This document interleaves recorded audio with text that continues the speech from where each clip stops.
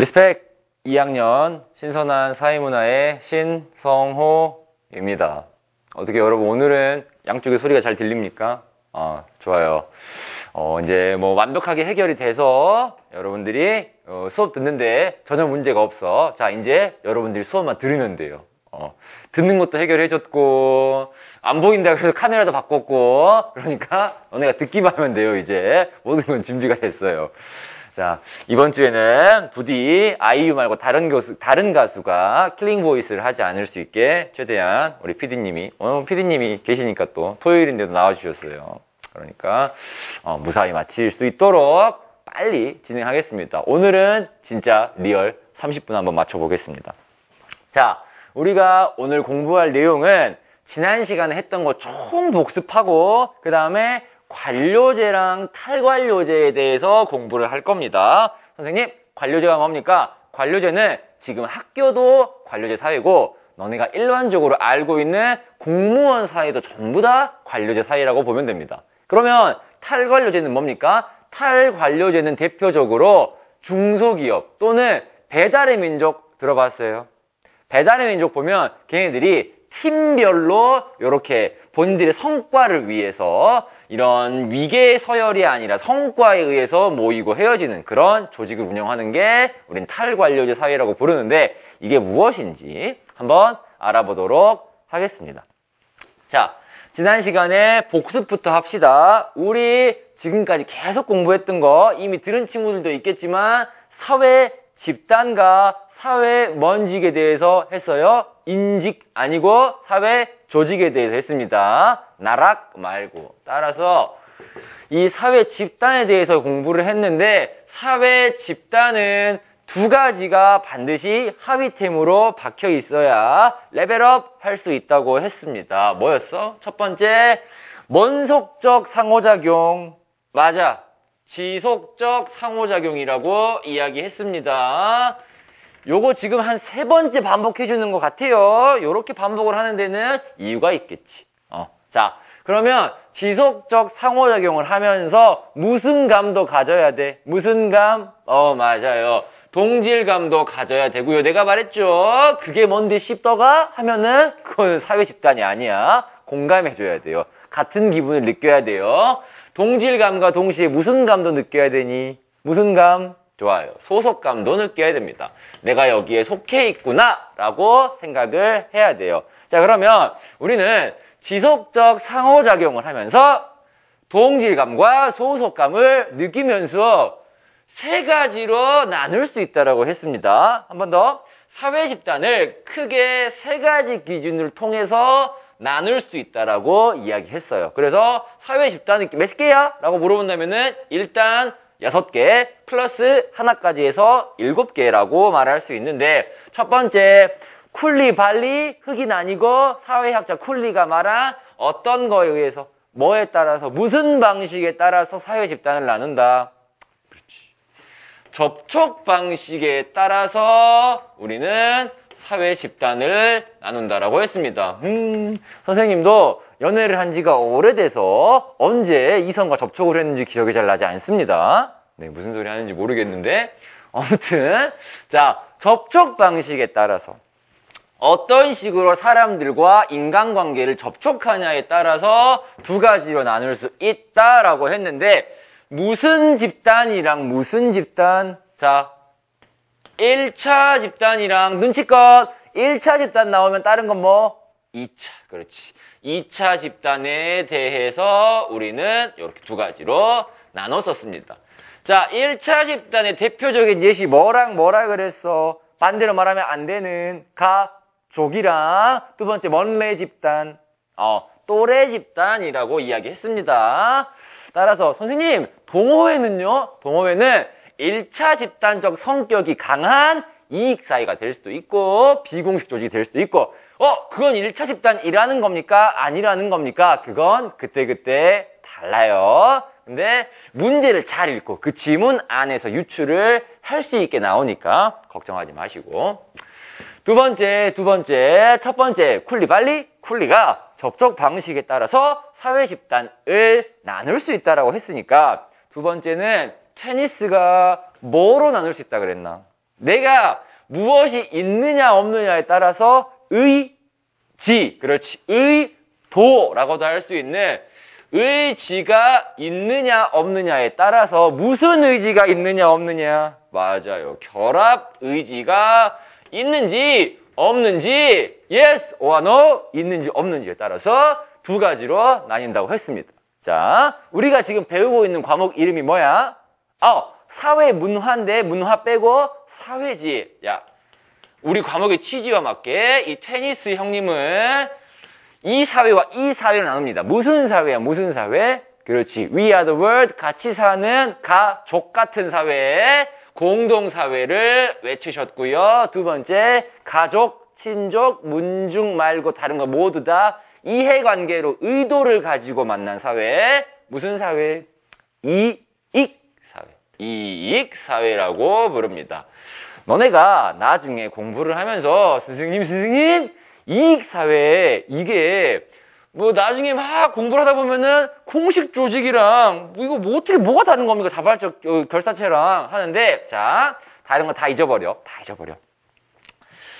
이익사회라는 건 무엇이 있느냐 없느냐에 따라서 나눈 거야. 의도. 그것만 기억하세요. 내가 사람들을 모이는 게 의도를 가지고 만나느냐 안 만느냐에 따라서 이익사회와 공동사회를 나누는 겁니다. 결론, 이익사회란 무엇을 가지고 만나는 사람들? 의도를 가지고 만나는 사람들을 이익사회, 사회집단이라고 부릅니다. 그렇게 접근하세요. 안 그러면 헷갈립니다. 마지막으로 너네도 없고 나도 없고 언제쯤 생길런지 우리 학교 안에서 만들면 안 되고, 자, 썸너는 뭐에 따라서 사회집단을 나눈다? 먼감, 그렇지. 소속감에 따라서. 내가 여기에 속해 있는 게 맞나? 라는 기분에 따라서 우리는 먼 집단을 나눈다. 얘가 제일 쉽지? 그렇지. my. 내 집단과 no. outside. 외 집단으로 나눈다고 이야기했습니다. 자, 이거는 원래 사실 이렇게까지 외우기가 쉽지는 않은데 준철이가 확실하게 보여줬죠? 자, 외 집단과 내 집단의 차이는 확실하다. 내 집단이 되려면 두 가지가 있어야 돼. 일단 내가 그 집단에 먼 속이 돼 있어야 돼. 귀속, 소속이 돼 있어야 되고, 두 번째, 먼 속감을 가져야 돼. 그렇지. 소속감도 가져야 돼. 내가 그 집단에 소속돼 있기도 하고 소속감도 가져야 돼. 나는 성수고등학교에 소속되어 있기도 하고 성수고등학교 학생이라는, 성수고등학교 교사라는 소속감도 가지고 있는 거지. But, 자, 여러분 고개를 살짝 오른쪽으로 돌리면 뭐가 있어? 여고가 있어. 성수여고가 있어요. 성수여고에 너희들 속해 있어? 안 속해 있어? 안 속해 있지? 오늘 동질감을 느껴? 아니죠. 준철이 공격성을 느끼잖아요. 이런 것처럼 소속되어 있지 않고 더 나아가 배타적인 감정까지 갖는다면 우린 이거를 외집단이라고 불렀습니다. 됐습니까? 됐습니까는 뭐야? 됐습니까? 좋아요. 자, 요렇게 해서 지금까지 총 사회 집단 종류 몇 가지? 6가지입니다. 마지막 한 개 더 있어. 나의 등불이 되어주는 집단, 나의 깃발이 되어주는 집단, 영어로 워너비, 영어로 말을. 저번에 내가 또 안 쓰는 영어를 쓰겠다고 롤모델 쓰는데 이거 이렇게 ROLL로 썼다가 굉장히 큰 저항을 받았습니다. 선생님, 입니다. 빡대가리야. 그래가지고 sorry. 막 애들도 민망했는지 그게 뭐가 중요하냐. 그냥 알아들었으면 됐지 않았냐. 그래서 막 그런 식으로 막 싸웠던, 막 무릎 막 미아핀 계속 찍히고 막 자꾸 막 이렇게 그랬습니다. 자, 아무튼 이런 롤모델 워너비, 내가 속하고 싶은 집단, 내가 되고 싶은 사람을 우리는 무슨 집단이라고 부른다? 먼 거 집단. 그렇지. 준거 집단이라고 부릅니다. 준거 집단. 내가 되고 싶은 집단일 수도 있고 되고 싶은 사람일 수도 있고 이런 걸 준거 집단이라고 부릅니다. 요거 해서 썰도 풀어줬죠. 그 레전드 사기꾼 이야기 들었죠? 자, 그렇게 우리는 사회 집단에 대해서 공부를 해봤습니다.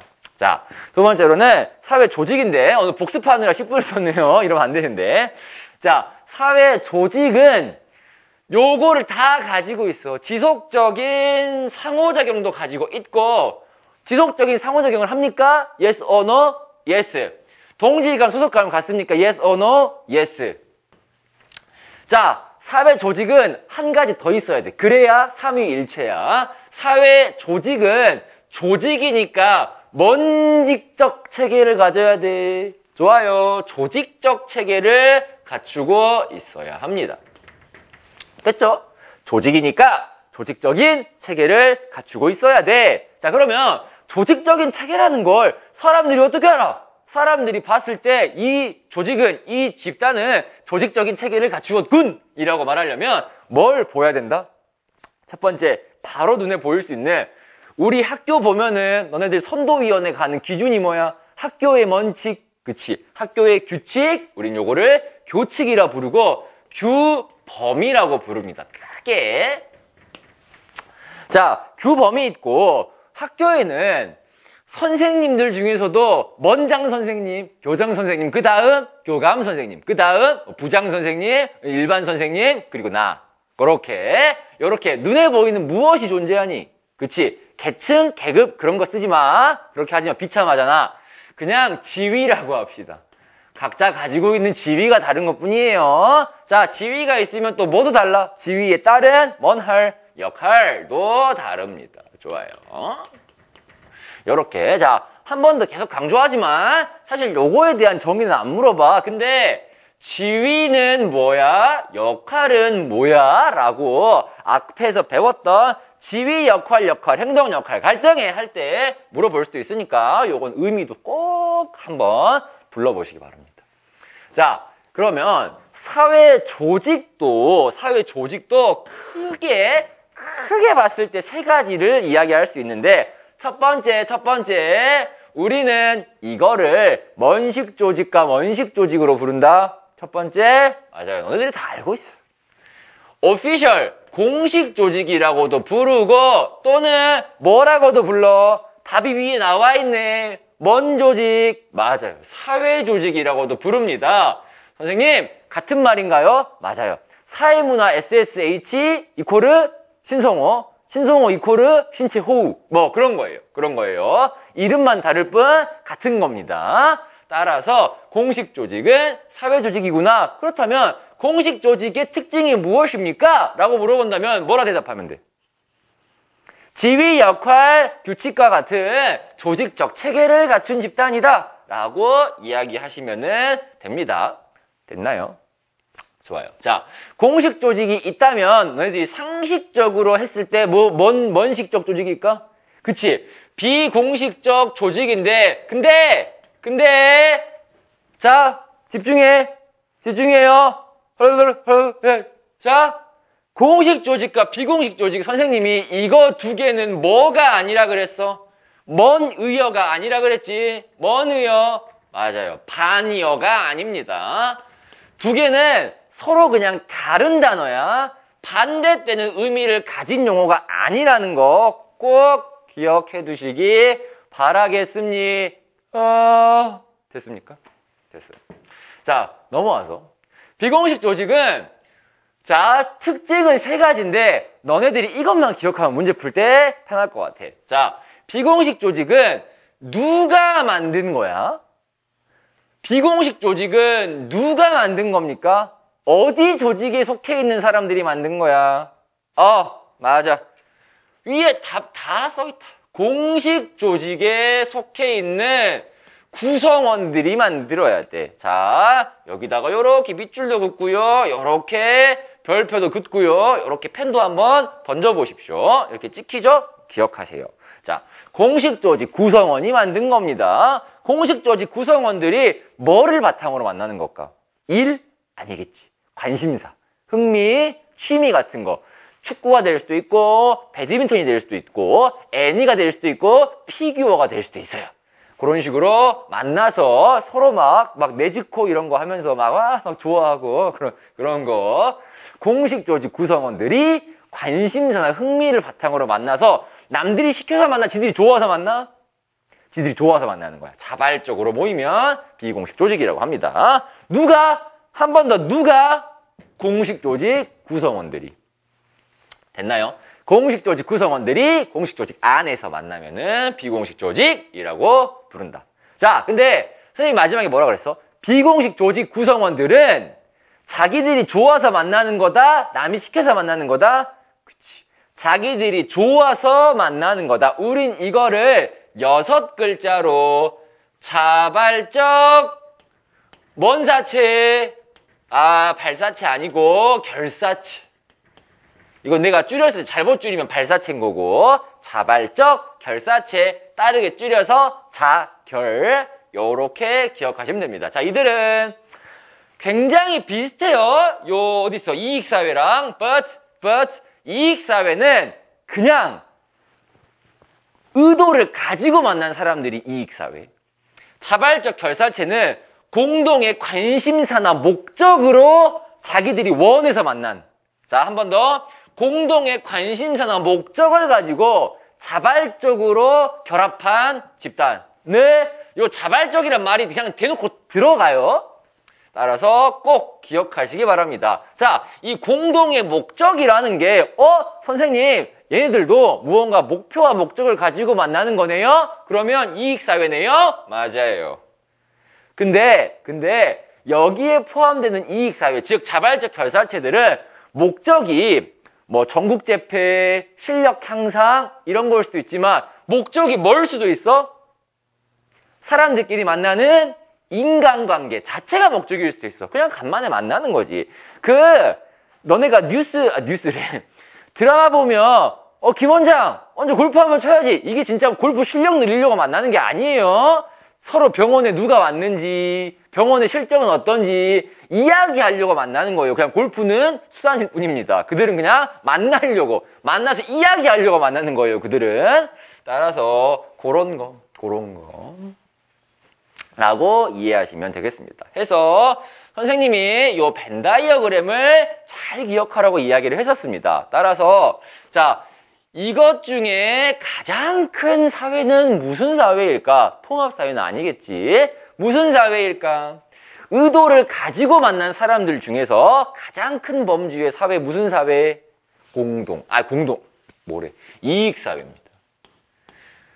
의도가 없는 사람들은 다 공동사회니까 빼버리고, 의도가 있는 사람들 중에서 모여있는 것 중에 가장 큰 거는 이익사회고, 그 중에 한 축을 담당하는 게 먼식조직, 공식조직에 해당이 되고, 반대로 공식조직과 다르게 공식조직은 아니지만 의도를 가지고 만난 사람들, 자발적 결사체 있는데 그중 안에, 자발적 결사체 안에 비공식적 조직이 있다 라고 이해하시면 됩니다. 그런데 선생님이 외우라고 했던 거는 여기에 해당되는 종류들이었죠.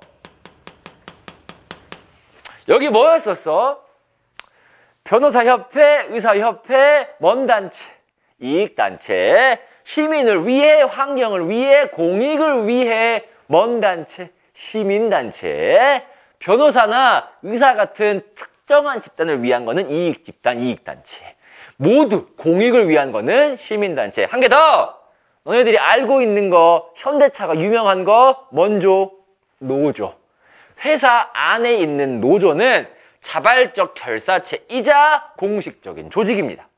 그렇게 이해하시면 돼요. 마지막 정리, 이익단체, 시민단체, 이익집단이라고도 나와요. 이익단체, 시민단체, 회사 내 노동조합은 요렇게가 두 가지가 겹치는 거라고 이해하시면 됩니다. 자, 좋습니다. 자, 잠깐만 우리 복습은 여기까지고, 선생님이 봤을 때 오늘 탈관료제까지 못해요.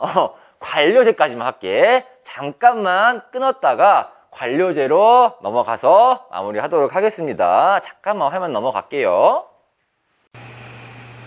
자, 마무리 이어서 한 10분 정도만 관료제랑 탈관료제인데 일단 관료제만 하고 요번 수업은 마무리하겠습니다. 자, 혹시 너네 관료제란 말은 아까 처음에 이야기했던 것처럼 무슨 사회? 먼무원 사회, 선생님도 해당된 공무원 사회, 그렇지. 또는 이렇게 회사 같은 먹이업, 대기업들도 관료제 사회라고 볼 수 있는데, 자, 살펴보자. 하나씩 살펴볼게요. 자, 관료제 사회를 벗어난 게 탈관료제잖아. 너네들이 말하는 막 탈압박 이런 거 했을 때, 벗어났을 때 탈아이돌 그런 것처럼 관료제와 관료제를 벗어난 탈관료제 이 두 개를 비교해보는 시간을 가질 건데, 자, 일단 관료제는 뭔가요? 관료제라는 건 뭐 특정한 조직 이름이 아니라 조직 형태의 체계야.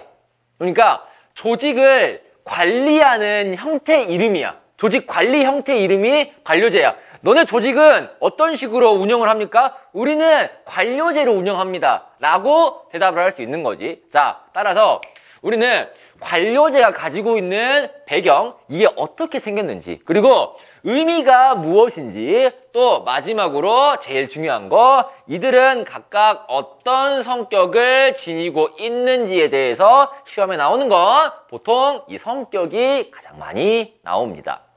자, 봐볼게. 관료제가 제일 처음 만들어진 게 언제쯤일 것 같아? 언제쯤 딱 처음 만들어졌을 것 같아요? 너네가 느끼기에. 피디님 대충 찍어보세요. 언제쯤일 것 같아요? 너네들이 굉장히 입에 달고 말하는 약간 이런 세기가 있어. 이 세기쯤에 만들어졌어요. 10세기? 아, 좋습니다. 피디님이 10세기라고 좋습니다. 자, 너네들이 10세기와 양대 쌍두마차로 너네들이 굉장히 18세기 말을 많이 하죠. 자, 이 관료제라는 건 18세기 선생님이 운운하는 팀 어디? 그치? 짭시티 닥치세요 다. 네, 맨체스터 시티. 18세기의 맨체스터에서 무슨 혁명이 발생한다? 산업혁명. 산업혁명이 발생하면서 이때까지는 공장이나 대규모로 무언가 조직이 한 가지 물건을 만드는 일이 많이 없었어.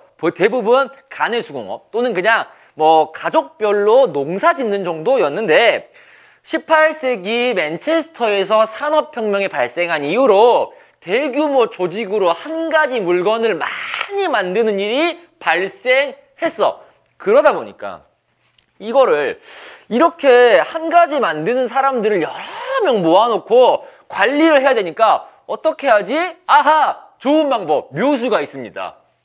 관료제를 씁시다 라고 만들어진 거예요. 자, 따라서 배경 18세기 맨체스터에서 무슨 혁명으로 인해? 산업혁명. 그렇지.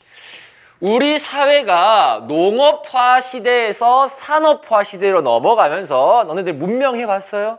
문명 보면은 산업시대 쾅 나오죠. 그런 거예요, 그때. 산업화 시대를 거치면서 어떤 조직, 앞에서 한 거 아니고 어떤 조직, 사람 많은 조직, 그렇지. 대규모 조직. 대규모 조직을 어떻게 관리를 할까 하다가 묘수를 찾은 게 요 관료제였다. 자, 이 관료제는, 자, 그렇다면 아까 말했지.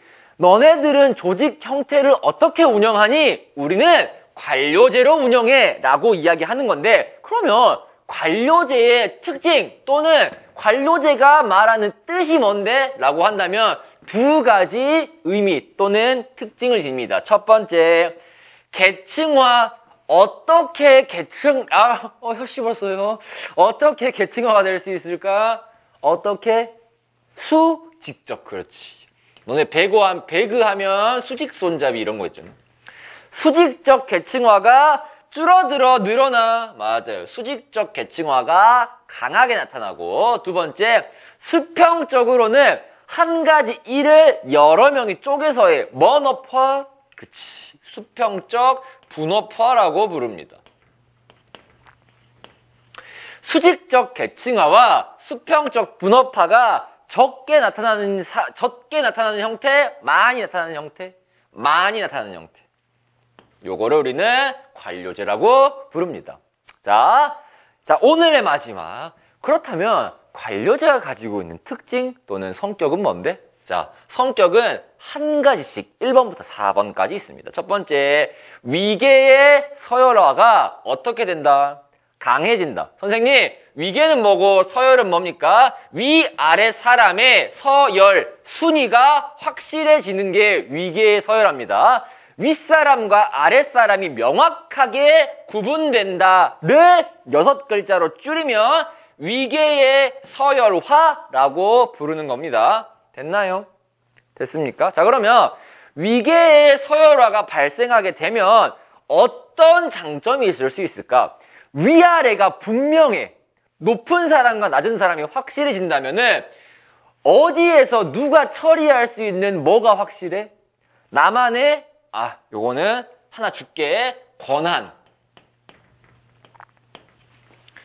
윗사람이 할 수 있는 일과 아랫사람이 할 수 있는 일이 명확해. 너네들 드라마 보면은 야, 약간 그런 친데레 칭칭거리는 부장님들이 야, 너는 무슨 사원이 이런 것까지 고민하냐? 너넨 고민하지 마. 이런 건 부장이 고민하는 거야. 라면서 이런 신입사원들을 감싸주는, 현실에 그런 일은 없습니다.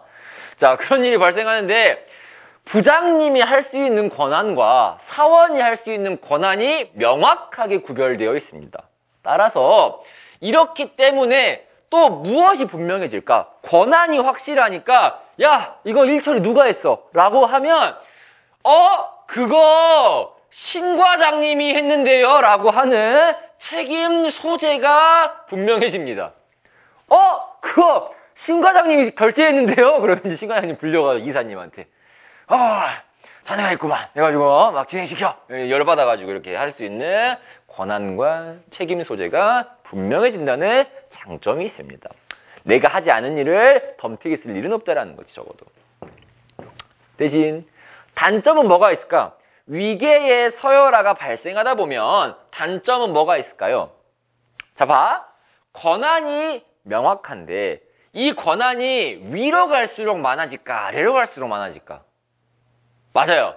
피디님 말처럼 권한이 위로 갈수록 많아져요. 따라서 관료제 사회를 그림으로 그려보시오. 5초. 땡! 피라미드입니다.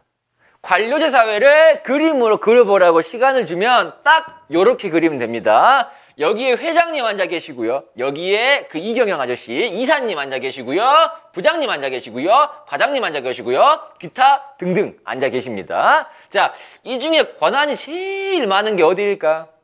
맞아요. 회장님이 모든 최종 결정 권한을 가지고 계십니다. 따라서 위로 올라갈수록 권한이 쏠려있는 형상. 사람은 적은데 권한은 여기 다 몰려있으니까 머리가 너무 무거워. 요거를 우리는 뭐라고 부르냐면 과두제화라고 부릅니다. 머리가 너무 과하게 제도가 쏠려있는, 권한이 쏠려있는 형상을 우리는 과두제화 현상이라고 부르고, 자, 과두제화 현상이 발생하면 권위적이어지겠죠? 왜? 회장님 말 한마디에 얘는 밥줄이 끊길 수가 있어요. 두 번째, 회장님이 기분이 안 좋으면 얘네 싹 다 처리가 돼버려요. 비민주적이죠. 아래서 와, 이거 괜찮네요. 오, 자네도 괜찮구만. 오케이, 진행시켜. 별론데 취소. 졸라 비민주적.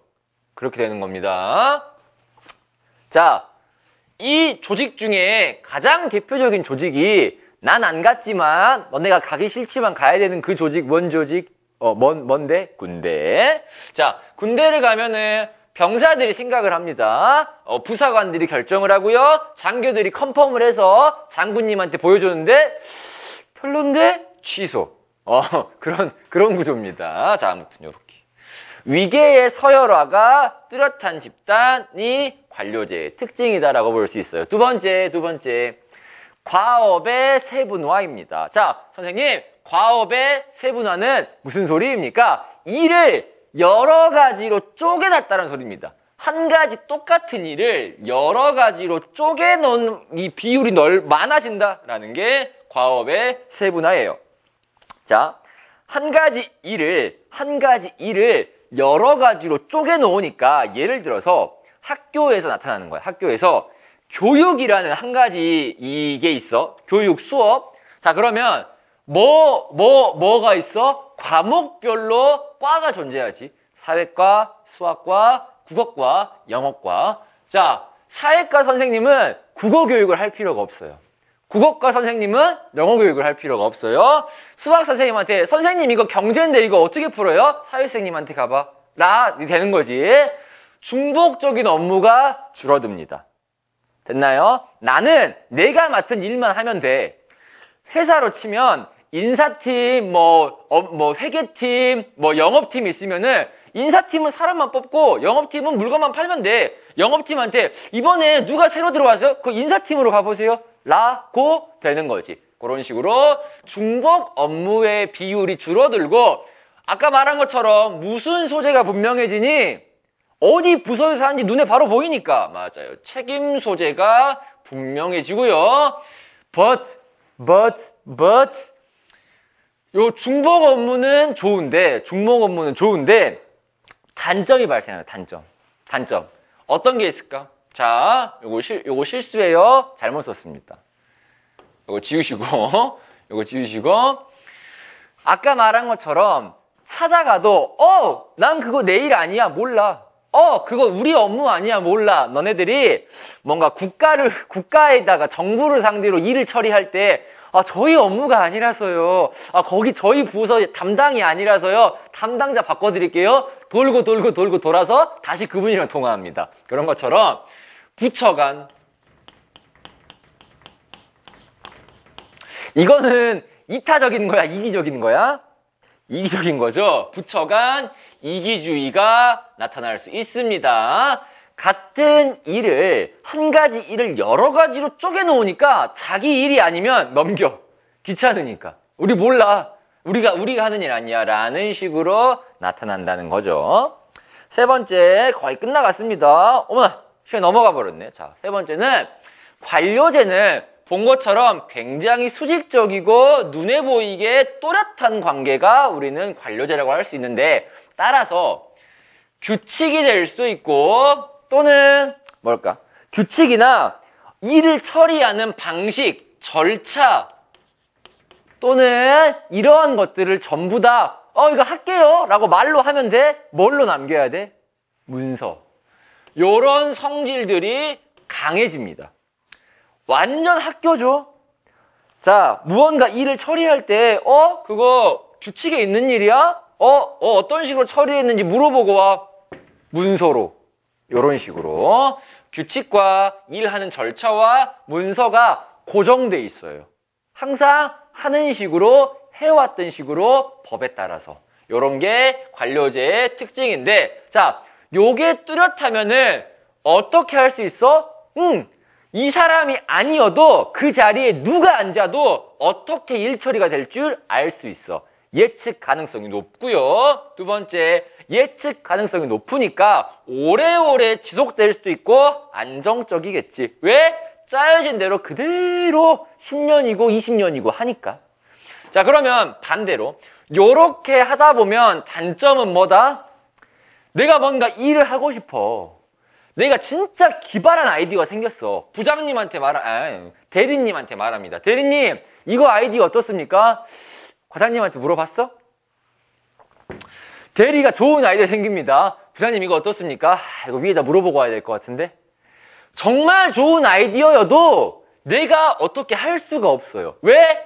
이 회사, 이 조직에는 규칙과 절차가 뚜렷하니까. 그런 식으로 개인의 업무, 재량권, 창의성이 떨어질 수 있습니다. 조직적이기 때문에. 따라서 창의성이 떨어지니까 어떻게 된다? 경직적이어지고 한 가지 더. 이렇다 보니까 정말 좋은 아이디어가 있어. 근데 이 좋은 아이디어를 다른 회사도 똑같이 생각해. 자, 그럼 이거 빨리 해야 돼? 천천히 해야 돼? 빨리 해야 돼. 근데 뭘 해야 그래? 문서 작업해 오래. 뭐 해오라 그래? 어디 규칙이 맞는지 찾아오래. 그리고 절차 지키래. 깝깝하죠? 따라서 이런 걸 보고 우리는 목적 전치 현상 또는 목적 전도 현상이라고 부릅니다. 목적이 원래 추구하는 것과 뒤바뀌었다. 우리가 추구하는 건 목표인데 과정과 목표의 중요성이 뒤바뀌었다라고 해서 목적 전치, 목적 전도라고 합니다. 너네들이 청년경찰 혹시 봤어요? 청년경찰? 그 박서준이랑 강하늘 나오는 거? 너네 기억나는 거 뭐 있어요? 야, 이 짭새야 이거밖에 기억 안 나죠? 근데 거기 보면 박서준이랑 강하늘이 중국인들한테 잡혀가서 조선족들한테 잡혀가서 탈출해서 경찰서로 뛰어갑니다.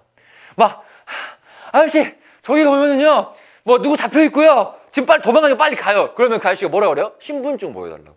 그러면, 아니, 우리 경찰대생인데 빨리 가보시려고, 다 도망간다고. 그런데 절차가 있어야 사람도 구하는 거라고. 답답하잖아. 그게 대표적인 목적 전치 현상입니다. 절차와 규칙을 따지느라 더 급한 사람 목숨이 달려있는데도 이걸 우선시하는 거. 관료제 특징이라고 할 수 있습니다. 마지막. 자, 관료제에서는 뭐 사람이 보상을 받는 건 능력이 있어야 당연히 보상을 받지만 회사 이 관료제는 능력보다 경력을 더 많이 쳐줍니다. 리스펙! 오래 했고 나이 많으면은 존중해줘요. 오래 있으면 그만큼 일을 잘하겠지. 라고 생각을 하는 거지. 따라서 우리는 경력에 따라서 그 사람한테 보상을 해주는 건 뭐에 따라 보상을 해준다? 연공 서열에 따라서 보상을 해준다.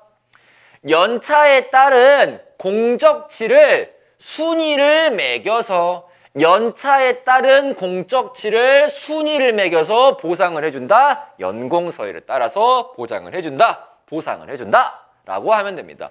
이거의 장점은 뭐예요? 그치. 신분과 고용 또는 내 직업 밥벌이의 안정성이 오겠죠. 선생님과 같은 공무원들을 안 좋은 말로 비하하는 약간의 용어로 먼밥통, 철밥통. 그냥 오래 있으면 돈이 쌓이니까요. 근데 아니에요. 뭐 그렇지 않아요. 정말 뭐 오래 하신 분들 보면 오래 있으신 분들 중에 좋은 선생님들 많습니다. 훌륭하신 분들 많아요. 배울 게 많습니다. 자, 단점은 우리가 비하하는 것과 같지. 철밥통. 왜? 뭔 짓을 해도 오래 있으면 보상을 그에 맞게 해주니까 노력하지 않아도 돼. 내가 너네들한테 오늘 인강은 자습하세요. 라고 해도 어차피 난 월급이 나와. 이런 식으로 공무원들이 너네가 어디 동사무소를 가서 이거 일처리 2달 전에 맡겼는데 왜 아직도 안 해주세요? 해도 죄송해요. 저희가 일이 많아가지고요. 라고 밀어도 월급은 나와. 심지어 오래되면 많이 나와. 따라서 사람들이 신분의 안정적을 느끼고 그렇게 그걸 기반으로 열심히 할 수도 있지만 반대로 어차피 열심히 해봤자 뭐해? 그냥 오래되면 너 돈 주는데? 라고 해서 무사 안일주의가 나타날 수 있다. 30분 안에 끝내겠다고 했는데 또 한 10분이 넘겼습니다. 어쩌겠어요? 우리가 시험이 얼마 안 남았으니까 30분 맞추겠다고 진도 안 나가고 시험 내면은 승리를 내실 거잖아요. 자, 그러니까 오늘은 관료제까지만 마무리하고 다음 시간에 관료제 한 번만 복습한 다음에 탈관료제 비교해서 설명할 거고 그 다음에 관료제와 탈관료제의 차이점 공부했으니까 공통점까지 살펴보도록 하겠습니다. 그리고 시간 되면 일탈이론도 볼게요. 자, 오늘 넘긴 만큼 다음 시간에 더 짧게 끝내보도록 하겠습니다. 자, 뭐 촬영 계속 할 거니까 일단 이번 강의는 여기까지만 하겠습니다. 잠깐 끊었다 갈게요.